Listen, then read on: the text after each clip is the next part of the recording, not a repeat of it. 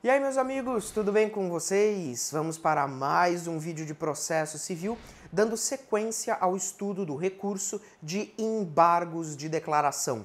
Nesse vídeo, muitos temas importantes serão tratados. Por isso, não sai daí que eu volto já já.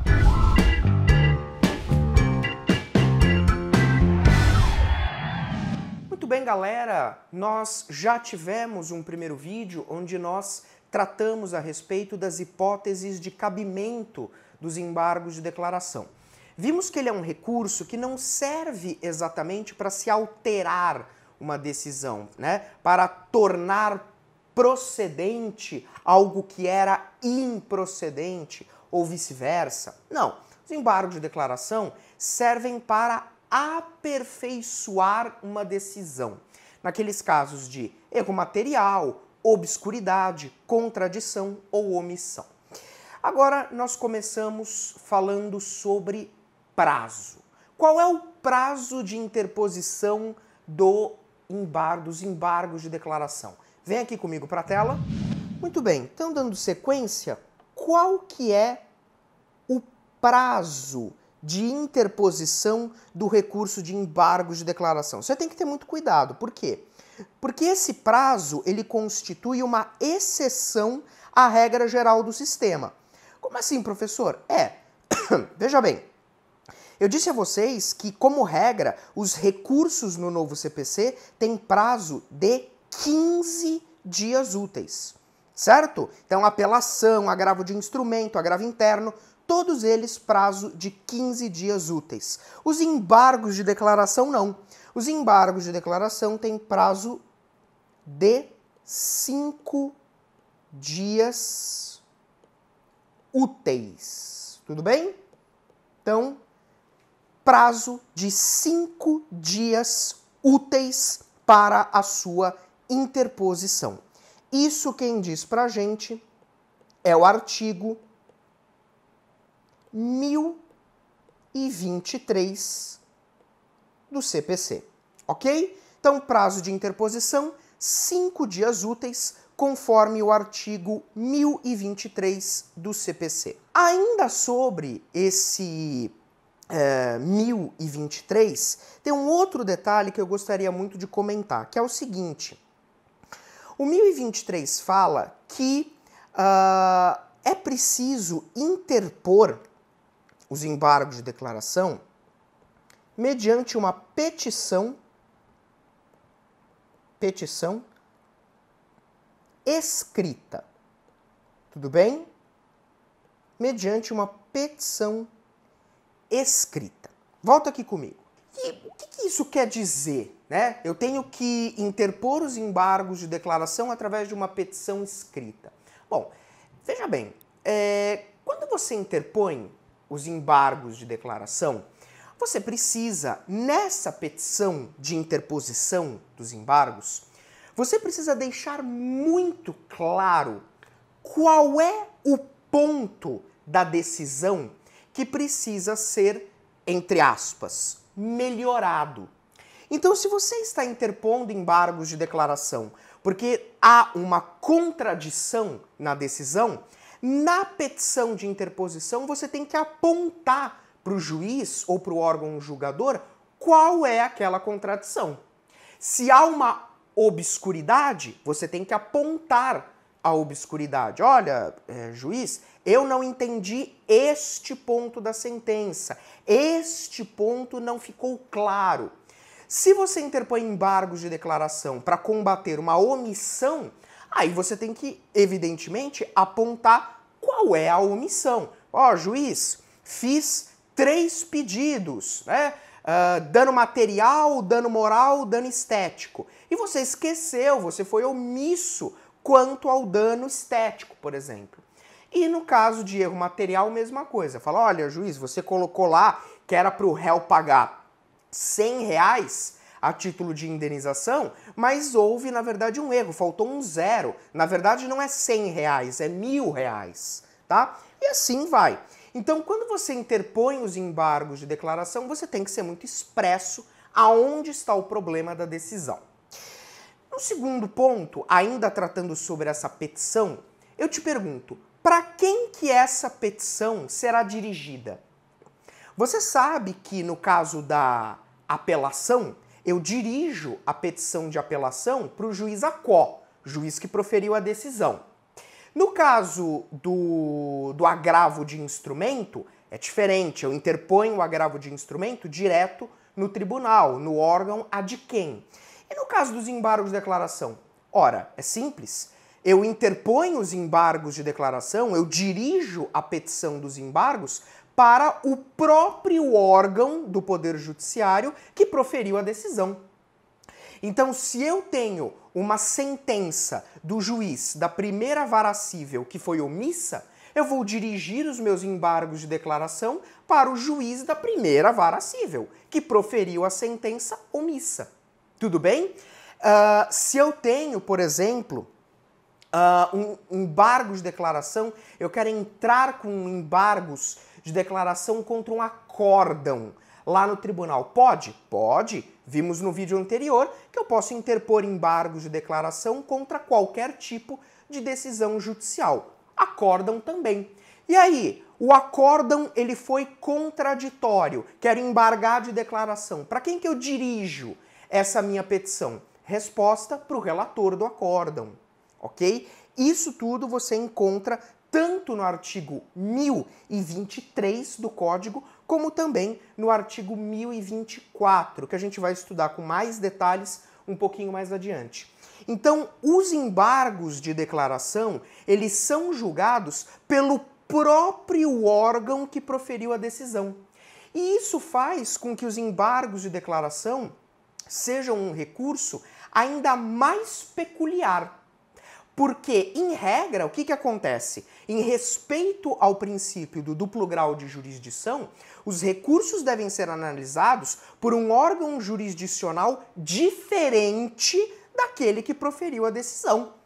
Tá certo? Então, o juiz proferiu uma sentença, o recurso de apelação é pelo tribunal. Tá certo? O juiz proferiu uma decisão interlocutória, o agravo de instrumento é o tribunal que vai julgar e assim sucessivamente. Os embargos de declaração não. Nos embargos de declaração é o próprio órgão julgador que prolatou a decisão que vai julgar o recurso. Te pergunto, é possível que o órgão prolator da decisão, o juiz, o tribunal, enfim, opte, escolha por não apreciar os embargos de declaração? Resposta, claro que não, claro que não. Uma vez interpostos os embargos de declaração, o órgão julgador, ele é obrigado a analisar o recurso, tá certo? Ele é obrigado a analisar o recurso, nem que seja para julgar improcedente os embargos de declaração. Mas, repito, ele é obrigado a analisar o pedido, tá bom? Que mais que a gente pode, então, volta aqui comigo para a tela, que mais que a gente pode conversar sobre os embargos? Olha só, em relação à petição escrita, conversamos, né? Ela deve ser endereçada ao próprio órgão prolator,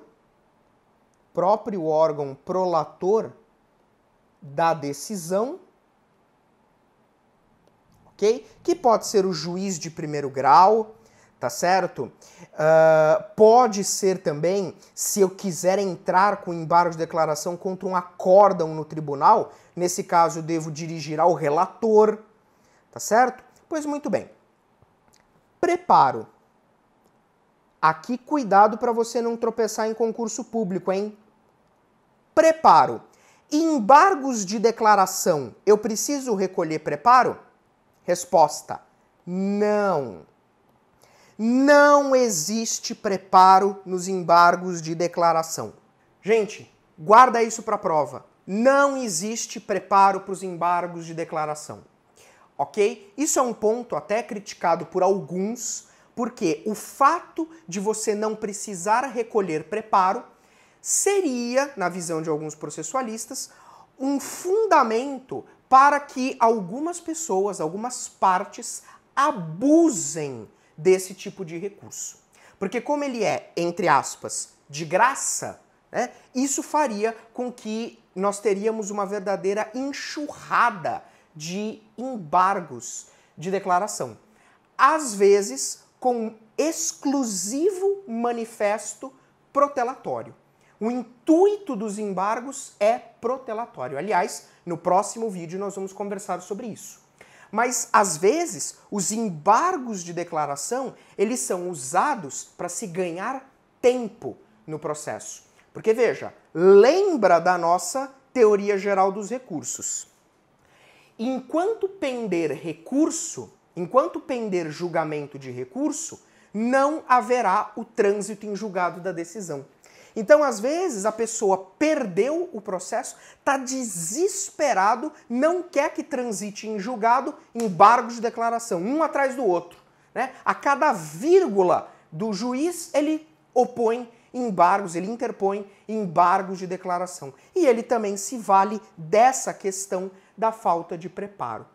É claro que nós vamos estudar no vídeo posterior que quando eu tiver embargos manifestamente protelatórios, eu posso ter aplicação de uma multa, tá bom? Mas isso a gente vê depois.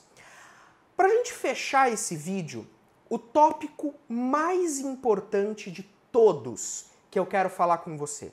Vem aqui para a tela. Eu quero falar sobre o efeito infringente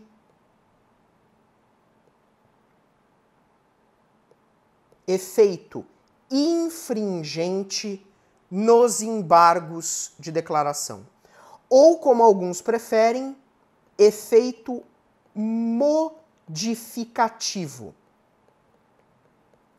Efeito infringente ou efeito modificativo dos embargos de declaração. Gente, você tem que ter muito cuidado com esse ponto, tá? Primeiro porque ele é um ponto controverso.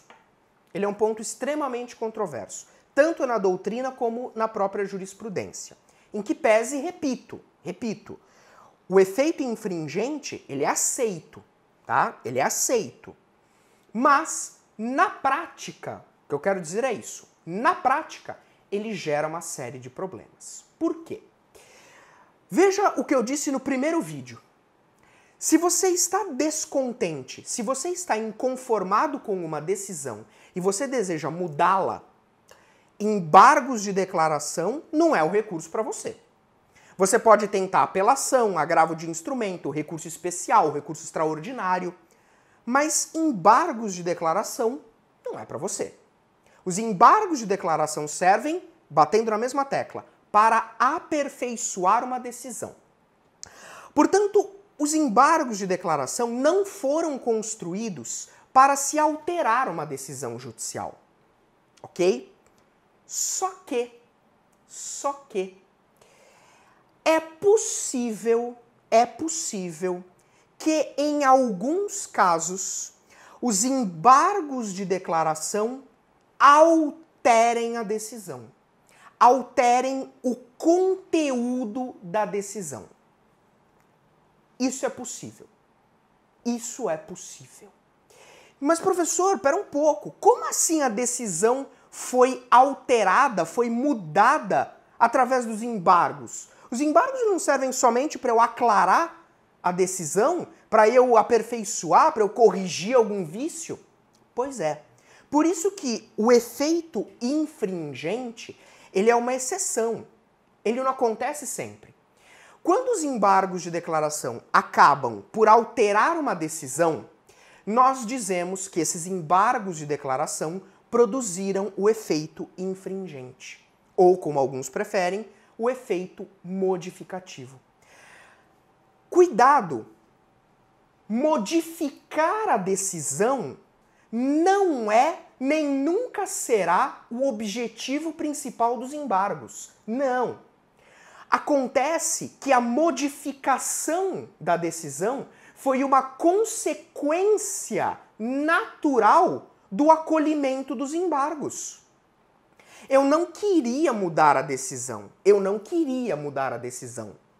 Só que o acolhimento dos meus embargos naturalmente ocasionou a mudança da decisão. Percebe que isso é uma coisa muito séria, é uma coisa muito grave, tá certo? Mas repito, amplamente admitida pelos tribunais superiores aqui no Brasil. Só que tenha isso claro. Quando os embargos de declaração produzirem os efeitos infringentes, esses efeitos são uma consequência do acolhimento dos embargos. Mas a mudança da decisão, os efeitos infringentes, não eram o objetivo principal dos embargos. Tá? Professor, você poderia aí me dar um exemplo em que na prática eu poderia vir a ter esses efeitos infringentes, né? Ou esse efeito modificativo? Olha só, pensa no seguinte caso. Pensa no seguinte caso. Vamos pensar num exemplo em que você interpôs um recurso lá no tribunal, tá? Você interpôs um recurso no tribunal. O relator julgou o teu recurso intempestivo. Então o relator lá no tribunal fez o juízo de admissibilidade e considerou o teu recurso intempestivo, fora do prazo. Só que o que acontece? Na hora que você interpôs o teu recurso, você tinha sustentado, você tinha colocado que havia tido lá um determinado fundamento, uma suspensão do prazo, ou uma interrupção do prazo, e você colocou isso no teu recurso, né? Só que o relator, ele não quis nem saber, ele passou por cima e deu aquela decisão curta e grossa. Não conheço do recurso por ser intempestivo. O que você faz? Você pensa assim, essa decisão tem uma omissão. Essa decisão tem uma omissão. Porque eu argumentei diversos pontos, eu coloquei fundamentos, tá? E o relator não analisou nada. O relator não analisou nada. Eu expliquei, ó, teve uma causa de suspensão do prazo, ou uma causa de interrupção, ou teve um feriado, ou um determinado acontecimento do processo que fez alguma mudança no prazo. Só que o relator não quis saber de nada disso, ele pegou e julgou intempestivo. O que você faz? Embargos de declaração contra a decisão monocrática do relator. Pode? Pode. Não tem problema nenhum. Você pode entrar com os embargos de declaração contra o acórdão ou contra a decisão monocrática do relator. Não tem problema nenhum. Lembra que eu te falei, se a decisão monocrática do relator for omissa, você tem que entrar com embargos de declaração, não com agravo interno. Eu disse isso no vídeo passado. O relator analisa os teus embargos de declaração e acolhe. Fala, realmente, eu comi bola. Eu comi bola. E o que o relator faz? Acolhe os teus embargos de declaração e o teu recurso que foi considerado intempestivo passa a ser considerado tempestivo. E o relator aceita o teu recurso. Olha só, isso gerou uma modificação da decisão original. A decisão original do relator era pela intempestividade do recurso, pelo não conhecimento do recurso. Você embargou de declaração, alegando uma omissão, por exemplo, o relator deixou passar em branco um fato, um fundamento que você alegou, o relator acolheu os embargos de declaração e disse, é mesmo, tá dentro do prazo, aceito o recurso. Você provocou um efeito infringente. Veja, não era esse o seu objetivo principal. O seu objetivo principal era que o relator examinasse o teu fundamento, o teu argumento. E ele fez isso. Só que como uma consequência reflexa, isso gerou a alteração da decisão. Professor, e aí? E aí que é o seguinte, como regra, o recurso de embargos de declaração, ele não precisa de contrarrazões. Em regra, não existe contrarrazões aos embargos de declaração. Por quê? Porque você não precisa abrir prazo para outra parte contrarrazoar, sendo que o objetivo não é mudar a decisão, é simplesmente aclará-la, né? Torná-la mais nítida, enfim. Então a outra parte não precisa ser intimada para contrarrazoar, como regra. Só que quando os embargos de declaração provocarem efeito infringente, a outra parte vai ter que ser intimada para contrarrazoar. Então, eu entrei com os embargos de declaração. O relator pegou os meus embargos e começou a analisar. E o relator percebeu que naquele caso os embargos de declaração iam produzir o efeito infringente. Ele ainda não julgou, mas analisando o recurso, ele pensou assim: vai ter efeito infringente. O que o relator tem que fazer? Manda intimar a parte contrária para contrarrazoar o recurso de embargos de declaração, em homenagem ao princípio do contraditório. Professor, e se ele não abrir prazo para outra parte contrarrazoar? Nulidade da decisão. Nulidade da decisão. Então toma cuidado, porque, em regra, não existem contrarrazões para os embargos de declaração. Por quê? Porque os embargos de declaração não se prestam a alterar decisão, e sim apenas aperfeiçoar a decisão. Só que, de maneira excepcional, os embargos de declaração podem produzir o efeito infringente. Neste caso, nesta situação, vai ter que haver a contrarrazão da outra parte, em homenagem ao princípio do contraditório. Tudo bem?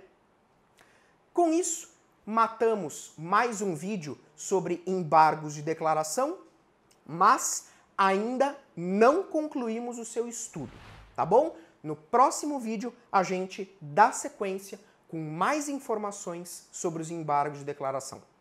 Abraço e até lá!